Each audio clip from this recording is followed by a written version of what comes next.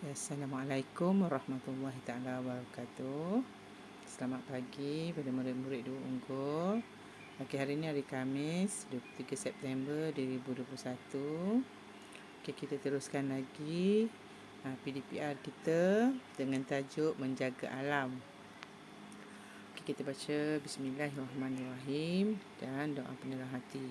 Okay, kita terus ke tajuk kita. Okay, menjaga alam, standard pembelajaran kita 1.1.3 mendengar dan memberikan respon dengan membuat tafsiran terhadap soalan bercapah. Objektif pelajaran memberi respon terhadap soalan bercapah dengan jawapan yang betul. Okey, seterusnya kita tengok sumber alam. Okey, dalam buku teks tu dia ada tunjukkan apa yang dikatakan sumber alam.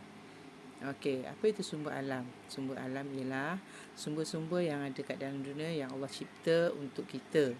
Okey, yang dapat memberi kita manfaat. Okey, contoh yang pertama hutan. Okey, hutan tu, okey, dalam hutan kenapa kita kena jaga sumber alam ni? Okey, kita kena jaga sumber alam kerana okey, tengok bawah tu. Okey, bila ada hutan ada tumbuh-tumbuhan. Okey, tumbuh-tumbuhan ni lah yang memberi kita oksigen. Okey, udara yang kita sedup, yang kita bernafas tu sebenarnya ialah oksigen. Bila oksigen dikeluarkan oleh hutan-hutan, pokok-pokok yang memberi oksigen pada kita. Okey, kalau kita tak jaga, macam mana oksigen nak ada? Macam mana kita nak bernafas? Okey, seterusnya sumber alam yang kedua iaitu sungai. Okey, kenapa kita kena jaga sungai? Sumber alam sungai ni kerana sumber alam sungai ni akan memberi kita makanan untuk manusia dan haiwan. Contohnya ikan. Kan dalam sungai. Lepas tu ada haiwan-haiwan yang lain. Kemudian kita tengok pula okey, ada pantai, ada laut. Okey, itu akan memberi kita sumber air bersih untuk kehidupan harian. Okey, selain daripada itu, tempat-tempat ni semua kita kena jaga, kita kena pelihara sebab untuk melindungi habitat atau tempat tinggal manusia dan haiwan. Kalaulah hutan tak ada, macam mana binatang nak hidup? Sungai tak ada, macam mana kita nak hidup, nak cari makanan? Okey, kemudian kita pun nak dirikan rumah. Nak ada pokok-pokok untuk kayu atau apa semua. Okey, itu maksudnya untuk menjaga sumber alam yang perlu kita jaga. Kemudian kita tengok buku teks muka surat 29. Mendengar dan bertutur itu menjaga alam. Macam yang tadilah. Okey, kat sini ada aktiviti membaca dan menjawab soalan. Okey, bersoal jawab antara ayah dengan Alice. Okey, kat sini ayah tanya, Alice jawab. Itulah namanya soalan bercapah. Soalan yang kita kena jawab apabila yang ditanya. Okey, kita tengok kat sini. Buku teks muka surat 29. Kita baca dan apa yang perlu jawab. Okey, ini awak kena, selepas kita baca, awak kena baca dan rakamkan respon ni dalam rakaman suara. Okey, tengok apa yang perlu kita buat. Okey, kita baca, kemudian cikgu dah beri jawapan, awak baca saja dalam buku nanti. Okey, dengan intonasi soal jawab. Okey, ayah, semasa di sekolah tadi, Cikgu Fazli menasihati kami agar menjaga alam sekitar. Betul kata Cikgu Fazli tu. Semua orang mesti menjaga alam sekitar. Tahukah Alice mengapa? Tahu ayah. Jika alam sekitar bersih, kita dapat hidup sejahtera. Okey, hidup sejahtera, hidup aman, tenteram. Okey, maksud hidup sejahtera. Okey, ayah tanya lagi. Apakah sumber alam yang perlu kita jaga, Alice? Okey. Ayah tanya, Alice kena jawablah. Itu nama soalan bercapah. Menjawab soalan bercapah menggunakan idea. Okey, cikgu dah beri dah idea tu. Okey, Alice nak kena jawab apa? Okey, Alice jawab, sumber alam yang perlu kita jaga ialah laut, sungai dan hutan, ayah. Okey. Okey, Alice jawab apa? Sumber alam yang perlu kita jaga ialah laut, sungai dan hutan, ayah. Okey, kemudian ayah tanya lagi.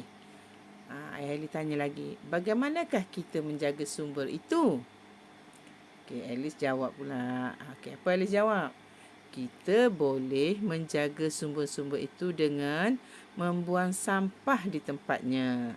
Maksudnya di tempatnya tempat yang sesuai lah. Bukan membuang dalam sungai, dalam laut, dalam hutan ataupun merata-rata. Itu jadi akan menyebabkan kotor persekitaran. Okey. Jadi Cikgu Nakyah ni kamu tak payah salin tapi rakam dengan intonasi menjawab soalan perbualan. Okey.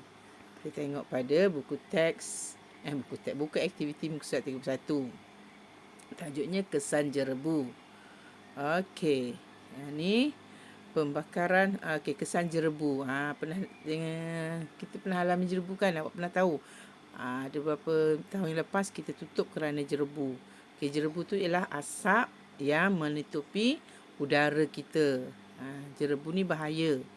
Okey, kita tengok. Kita baca, pembakaran hutan akan menyebabkan pencemaran udara. Asap daripada pembakaran mengotorkan udara dan menyebabkan alam sekitar berjerebu. Kesihatan orang ramai akan terganggu apabila menyedut udara yang kotor. Jarak penglihatan juga berkurangan. Keadaan ini boleh membahayakan pengguna jalan raya. Okey, ayah. Jerebu menyebabkan udara sekeliling kita menjadi kotor. Tahukah Dahlia apakah yang akan berlaku jika kita menyedut udara yang kotor? Jika kita menyedut udara yang kotor, kesihatan kita akan terganggu. Okey, ayah tanya lagi. Jerebu juga mengganggu keselamatan orang ramai. Cuba beritahu ayah sebabnya. Okey, jawapan tu ada kat atas. Okey, jerebu juga mengganggu keselamatan orang ramai kerana jarak penglihatan semakin berkurangan atau jarak penglihatan juga berkurangan. Okey, itu jawapannya. Dia ada dalam buku teks tu. Okey, cikgu ulang balik untuk soalan yang kedua. Jerebu juga mengganggu keselamatan orang ramai kerana jarak penglihatan juga berkurangan. Okey, seterusnya kita tengok soalan buku lembaran pentaksiran bilik darjah muka surat 38. Okey, kat sini pun sama juga mengenai alam, menjaga alam sekitar dan teknologi hijau juga. Okey, mengapakah kita tidak boleh membuang sampah di sungai? Okey, jawapannya kita tidak boleh membuang sampah di sungai kerana sungai akan menjadi kotor dan ikan-ikan akan mati. Okey, kat sini dijawab separuh saja. Okey, kalau cikgu nak jawab lengkap lah. Okey, apakah yang akan berlaku jika pokok-pokok ditebang?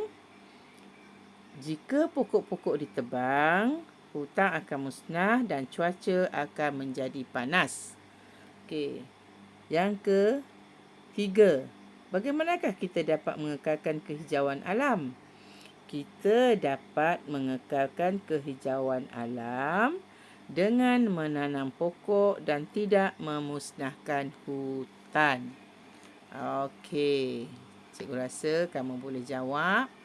Dan yang penting, hantar tugasan pada grup Telegram dan cikgu harap kamu dapat menjawabnya dengan kemas dan cantik. Okey, sekarang terima kasih. Assalamualaikum warahmatullahi wabarakatuh.